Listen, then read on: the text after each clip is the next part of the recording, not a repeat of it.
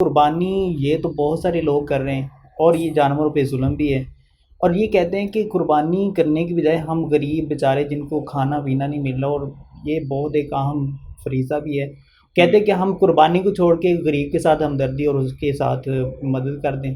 تو اس کے بارے میں آپ کیا کہنا چاہیں گے؟ یہ یاد رکھیے کہ سنت کی ادائیگی کے لیے اپنے آپ کو اس طرح مشکل میں ڈالنا. کچھ لوگ جیسے فنانشلی طور پہ تو وہ کافی مضبوط ہوتے ہیں،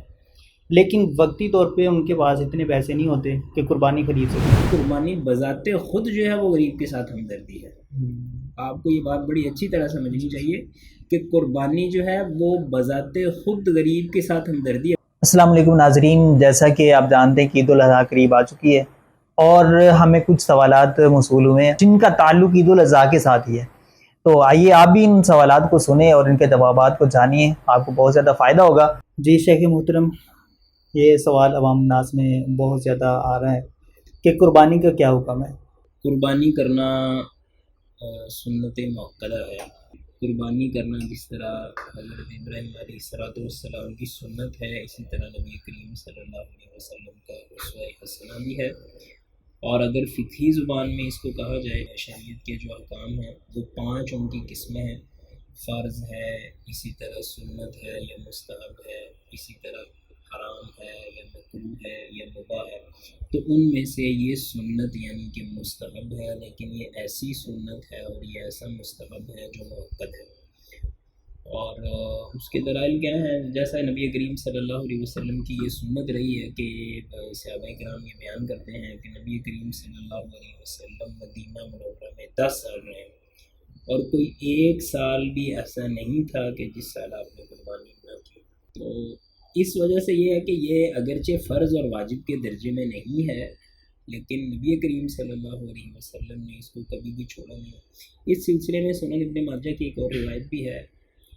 من کان له سعة ولم يضحي فلا يقربن مصلانا، کہ جس بندے کے پاس استطاعت ہو اس کے باوجود وہ قربانی نہ کرے تو اس کو ہماری عیدگاہ کے قریب نہیں آنا چاہیے. تو اس روایت میں اگرچہ بعض اہل علم نے اس میں کلام کیا ہے، باہر صورت اہل علم کے ہاں جو راجح موقف ہے وہ یہ ہے کہ قربانی اگرچہ فرض اور واجب تو نہیں ہے لیکن یہ سنت مؤکدہ ضرور ہے. اس بات کو مزید کھول کے اس طرح بیان کیا جا سکتا ہے: اگر کوئی بندہ یہ کہے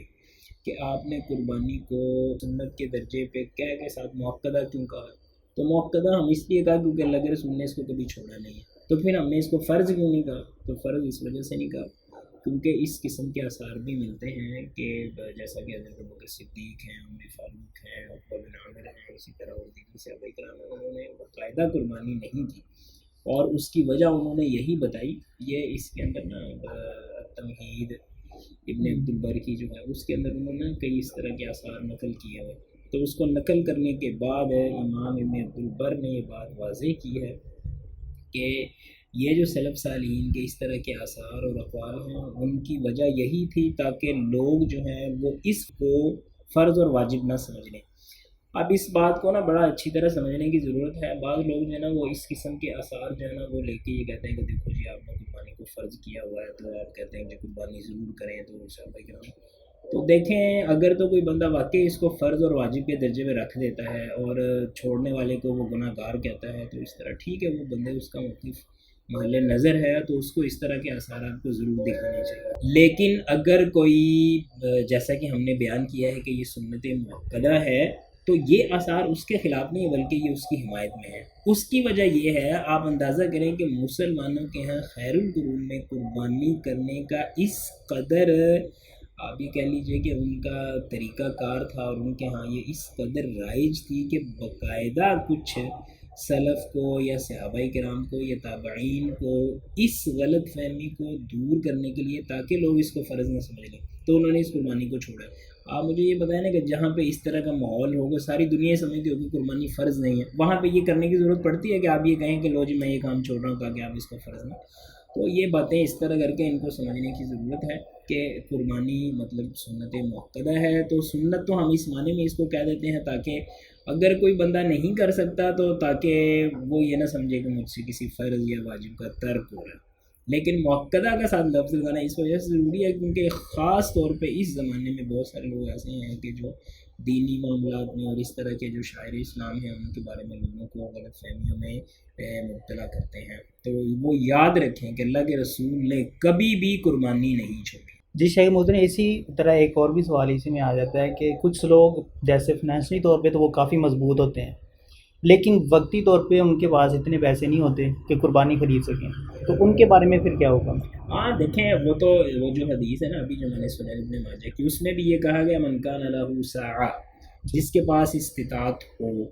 تو استطاعت کے اندر دونوں چیزیں ہیں، ایک تو یہ ہے کہ بندہ مستقل غیر مستطیع ہو، یعنی اس کے پاس اتنے پیسے ہیں ہی نہیں کبھی، اور ایک یہ ہے کہ وقتی طور پہ اس کے پاس پیسے نہیں ہیں، تو ٹھیک ہے، ظاہر اس نے قربانی کرنی ہے، 40-50 یا 1 لاکھ کا اگر جانور آتا ہے تو اس بندے کے پاس پیسے نہیں ہیں، تو ظاہر وہ مستطیع نہیں ہے، وہ صاحب استطاعت نہیں ہے، اور اگر وہ قربانی نہیں کرتا تو اس میں کوئی حرج نہیں ہے۔ اور اگر وہ کسی سے ادھار لے کے مطلب خرید لیتا ہے قربانی؟ ادھار کی صورت جو ہے نا اس میں 2 چیزیں ہیں۔ اگر تو ایسی صورت ہے کہ وہ جیسے کہ بہت سارے لوگ ہوتے ہیں ان کو پتہ ہوتا ہے کہ وقتی طور پہ میرے حالات صحیح نہیں ہیں لیکن بعد میں میرے پاس پیسے آ ہی جانے ہیں، تو اس لیے وقتی طور پہ اس سنت کے احیاء کے لیے اگر کسی سے قرض لے لیتا ہے آسانی کے ساتھ تو یہ اچھی بات ہے۔ لیکن اگر کوئی بندہ یہ سمجھتا ہے کہ بھی میں نے قرض نہیں لینا، یا وہ قرض لے گا اور قربانی کرے گا پھر اس سے قرض نہیں اتارا جائے گا، تو یہ یاد رکھیے کہ سنت کی ادائیگی کے لیے اپنے آپ کو اس طرح مشکل میں ڈالنا کہ بعد میں آپ قرض کی ادائیگی نہ ہو سکے، یہ شریعت کا مدارج ہے۔ اچھا، ایک بہت سوال جو ہے نا عوام الناس کے اندر بہت مشہور ہو رہا ہے، وہ یہ کہہ رہے ہیں کہ قربانی یہ تو بہت سارے لوگ کر رہے ہیں اور یہ جانوروں پہ ظلم بھی ہے، اور یہ کہتے ہیں کہ قربانی کرنے کی بجائے ہم غریب بیچارے جن کو کھانا پینا نہیں مل رہا، اور یہ بہت ایک اہم فریضہ بھی ہے، کہتے ہیں کہ ہم قربانی کو چھوڑ کے غریب کے ساتھ ہمدردی اور اس کے ساتھ مدد کر دیں، تو اس کے بارے میں آپ کیا کہنا چاہیں گے؟ اللہ نبی کریم صلی اللہ علیہ وسلم کے بارے میں جیسے میں نے آپ کو کہا کہ اللہ کے رسول نے کبھی بھی قربانی نہیں چھوڑی، تو کیا اللہ کے رسول صلی اللہ علیہ وسلم جانوروں پہ رحم نہیں کرتے تھے؟ آپ کو جانوروں پہ کوئی رحم نہیں تھا۔ اللہ کے رسول نے یہ حج کے موقع پہ اللہ کے رسول صلی اللہ علیہ وسلم نے 100 جانور قربان کیے تھے، تو کیا اللہ کے رسول صلی اللہ علیہ وسلم جو ہے نا ان کو جانوروں پہ کوئی رحمت اور شفقت نہیں تھی؟ اور اس سے اگلی بات یہ ہے کہ ہم سب کو پیدا کرنے والا کون ہے؟ اللہ کی ذات ہے نا، تو حکم کس نے دیا قربانی کا؟ اللہ تعالیٰ، تو اللہ تعالیٰ نے حکم دیا نا، تو یہ اس طرح کے جو ضرورت سے زیادہ سیانے بننے کی کوشش کرتے ہیں، یہ بالکل آپ یہ سمجھ لیجئے کہ نہ شریعت کا تو علم ہے ہی نہیں ان کو، یہ سیدھی سیدھی باتیں بھی ان کو سمجھ میں نہیں آتی۔ تو دیکھیں، اگر یعنی واقعتاً قربانی کرنا یہ کوئی ظلم ہوتا جانوروں پہ یا کوئی اس طرح کا مسئلہ ہوتا تو شریعت اس کا حکم ہی نہ دیتی، پہلی بات یہ ہے۔ تو اللہ تعالیٰ بھی سب سے زیادہ رحیم ہے، اور نبی کریم صلی اللہ علیہ وسلم بھی رحمت للعالمین، اور اس کے باوجود انہوں نے قربانی کی، نبی کریم صلی اللہ علیہ وسلم نے قربانی کی ہے۔ اچھا، آپ یہ دیکھیں کہ اللہ تعالیٰ نے حضرت ابراہیم علیہ السلام کو وہ اسماعیل کو ذبح کرنے کا جو ہے نا وہ حکم دیا، اور پھر بعد میں اس کی جگہ پہ ایک اور جانور اللہ تعالیٰ نے بھیج دیا کہ آپ وہ قربان کر دیں۔ اب اگر ہم اس کو اس انداز سے لیں تو وہ تو ہم یہ کہیں گے کہ اللہ آپ نے ایک انسان کی جان چھڑائی اور پھر ایک جانور کو پھنسا دیا، تو یہ تو ظلم، تو یہ اللہ کی ذات پہ لا یعنی قسم کے اعتراضات ہیں۔ پھر دوسری بات یہ ہے کہ مجھے آپ یہ بتائیں کہ یہ لوگ جو کہتے ہیں کہ جانوروں پہ یہ ظلم ہے، تو کیا وہ گوشت نہیں کھاتے؟ کیا وہ چکن، پیزے، برگر اور یہ ساری کے سارے سلسلے ان کے نہیں چلتے؟ یہ بڑی بڑی جو فوڈ چینز ہیں، کیا ان کے اندر کیا ہوتا ہے؟ اس میں کیا جانور نہیں ہوتے؟ فرض کر لیں اگر کوئی خنزیر بھی کھاتا ہے تو وہ جانور تو وہ اس کو سمجھتا ہی ہے نا، اگرچہ ہم اس کو حرام سمجھتے ہیں۔ تو یہ لا یعنی قسم کے اعتراضات ہیں، لوگ اس چیزوں کو سمجھتے نہیں ہیں، ان کو صرف شریعت پہ مطلب وہ اعتراض کرنا چاہتے ہیں۔ اچھا، پھر اس بات کا جو اگلا پہلو ہے وہ یہ ہے کہ قربانی جو ہے نا وہ مطلب آپ کو قربانی نہیں کرنی چاہیے تو غریب کے ساتھ آپ کو ہمدردی کرنی چاہیے۔ سر مسئلہ یہ ہے کہ قربانی بذات خود جو ہے وہ غریب کے ساتھ ہمدردی ہے۔ آپ کو یہ بات بڑی اچھی طرح سمجھنی چاہیے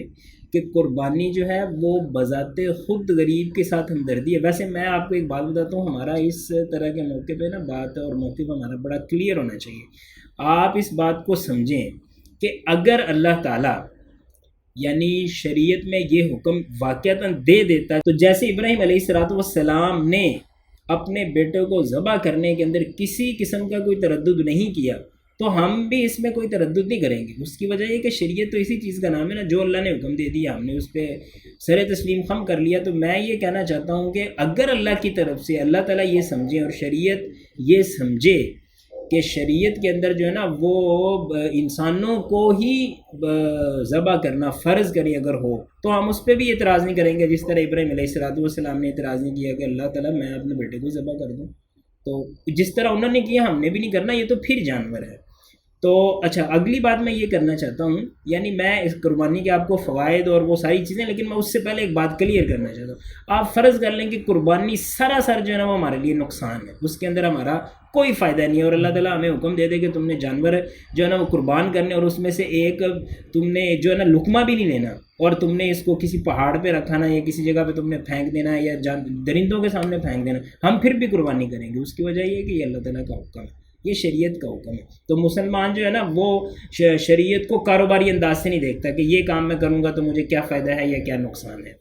پہلی بات یہ۔ اس سے اگلی بات یہ ہے کہ قربانی بذات خود شریعت کے جتنے احکامات ہیں نا وہ الحمدللہ اس کے اندر انسانوں کی خیر خواہی ہی ہوتی ہے، اور یہ اللہ تعالیٰ کی ہمارے اوپر رحمت ہے کہ اللہ تعالیٰ ہم سے عبادت بھی کرواتا ہے اور اس کے اندر ہمارا فائدہ بھی ہوتا ہے۔ اور اللہ نے کیا کہا، لن ینال اللہ لحومها ولا دماؤها ولکن ینالہ التقوی منکم، یہ جو جانوروں کا گوشت پوست ہے اللہ کو اس کی کیا ضرورت ہے؟ اللہ تعالیٰ تم سے کیوں قربانیاں کرواتا ہے کہ اللہ تعالیٰ نے کوئی یعنی معاذ اللہ کوئی جس طرح لوگوں کو کسی کی ضرورت ہوتی ہے تو وہ اپنے سے نیچے لوگوں کو حکم دینا، تو اللہ تعالیٰ کو اس طرح کی کوئی چیزوں کی ضرورت نہیں، اللہ تعالیٰ کو تو اخلاص اور تقوی کی ضرورت ہے۔ لیکن اس کا یہ کوئی مطلب نہیں ہے کہ آپ کہیں کہ میں بڑا مخلص ہوں اور میرے اندر بڑا تقوی ہے لہٰذا میں نے قربانی نہیں کرنی۔ اللہ کو تو قربانی نہیں نا چاہیے، اللہ کو تقوی چاہیے۔ بھائی اللہ کو تقوی چاہیے اس کام میں جو اللہ نے حکم دیا، تو یہ ہو نہیں سکتا کہ آپ کے اندر تقوی اور اخلاص اور پھر آپ یہ کہیں کہ میں نے وہ کام تو نہیں کرنا جو اللہ نے حکم دیا، لیکن جو مجھے سمجھ میں آتا ہے وہ میں نے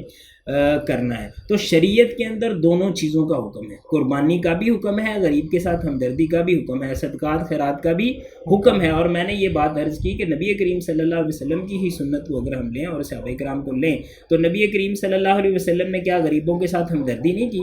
یعنی ویلفیئر کا جو سسٹم اسلام نے ہمیں دیا ہے اور غریبوں مسکینوں کے ساتھ ہمدردی کا جو سلسلہ نبی کریم صلی اللہ علیہ وسلم نے ہمیں سکھایا ہے وہ کسی اور کے پاس کہاں ہے؟ تو کیا نبی کریم صلی اللہ علیہ وسلم نے کبھی بھی یہ کہا کہ چلو جی اس دفعہ ہم نے یہ جو 100 قربانیاں کرنی ہیں یا یہ جو بھی جانور ہم نے قربان کرنا نا، چلو جی فلانے کی شادی کرا دیتے ہیں، وہاں پہ کنواں کھدوا دیتے ہیں، وہاں پہ یہ کروا دیتے ہیں؟ تو یہ ساری فضول قسم کی باتیں ہیں۔ اچھا اس سے اگلی بات پتہ کیا ہے، مطلب میں وہ لی بات جو ہے نا کہ یہ ہمدردی کس طرح غریب کے ساتھ، وہ چلے میں اس کو پیچھے کر کے ایک اور بات میں آپ کو بتاتا ہوں۔ آپ کو اگر غریب کے ساتھ اس قدر ہمدردی ہے تو آپ اس کو قربانی خرید دیں، آپ کو کیا مسئلہ ہے؟ آپ یہ دیکھیں، آپ یہ سمجھتے ہیں کہ غریب کی صرف ضرورت یہ ہے کہ اس کے محلے کے اندر جو ہے نا واٹر کولر لگا ہوا، یہ اس کی ضرورت ہے؟ آپ یہ سمجھتے ہیں کہ غریب مطلب یہ عجیب و غریب قسم کا آپ کا ہے۔ نبی کریم صلی اللہ علیہ وسلم سے صحیح بخاری کے اندر روایت ہے کہ نبی کریم صلی اللہ علیہ وسلم نے باقاعدہ اپنے صحابہ کرام میں قربانی کے جانور تقسیم کیے تھے۔ حضرت غالباً عقبہ بن عامر رضی اللہ تعالیٰ عنہ سے یہ روایت صحیح بخاری کے اندر باہر صورت یہ موجود ہے کہ نبی کریم صلی اللہ علیہ وسلم نے باقاعدہ قربانی کے جانور تقسیم کیے، اور انہی کی ذمہ داری تھی کہ ان کو کہا کہ صحابہ کرام کے اندر تو بھائی آپ غریب کے ساتھ یہ ہمدردی کرو نا۔ آج کون سا غریب ہے کہ جو مٹن کا گوشت کھاتا ہے، ایون کہ اس کو دوسرا گوشت بھی کھانے کی اس کے پاس پیسے ہوتے ہیں؟ تو جو یہ امیر ہیں، بڑے بڑے لوگ ہیں، انہوں نے تو اپنے چوچلے سارے کرنے ہوتے ہیں، لیکن غریب بندے کے ساتھ تو یہ بھی بڑی نیکی ہے کہ چلو یار وہ سال میں ایک آدھی دفعہ جو ہے نا اس کو اگر آپ 30 40 50 ہزار کا اگر آپ بکرا لے کے دے دیتے ہیں تو یہ اس کے ساتھ کوئی چھوٹی ہمدردی نہیں ہے، اس کے بچوں پہ منہ پہ مسکراہٹ آ جائے گی اور وہ خوش ہوں گے کہ چلو جی ہم بھی قربانی کر رہے ہیں۔ تو غریب کے ساتھ ہمدردی اگر آپ کرنا چاہتے ہیں تو یہ کریں۔ اس سے اگلی بات یہ ہے کہ یہ والا جو قربانی کا پورا سسٹم ہے نا،